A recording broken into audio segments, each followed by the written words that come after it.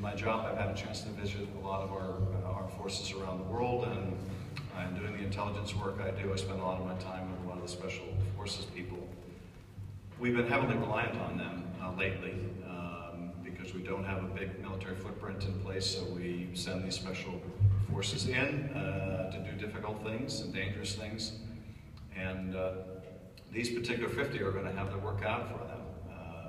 They're going to be working with the Kurds in Syria, working with some of the Arab forces in Syria, training and advising, but they'll also be conducting raids with them, as indeed they did recently in Iraq, where we lost Sergeant Wheeler, one of our Special Forces members. And they'll be doing raids similar to what took place, you might recall, a couple months ago when some of our Special Forces went into Syria to try to capture one of the head of ISIS finances, their oil emir, a guy named Abu Sayyaf.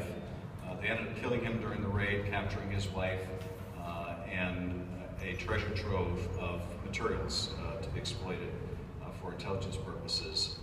But this is as dangerous as it gets, and you can tell easily what the consequences are if something goes wrong.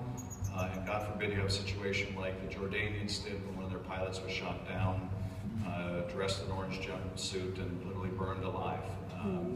So very grave risks that our people will be facing, and not unlike the risks that so many others have faced, continue to face, who serve all around the world in each of our forces, special and otherwise.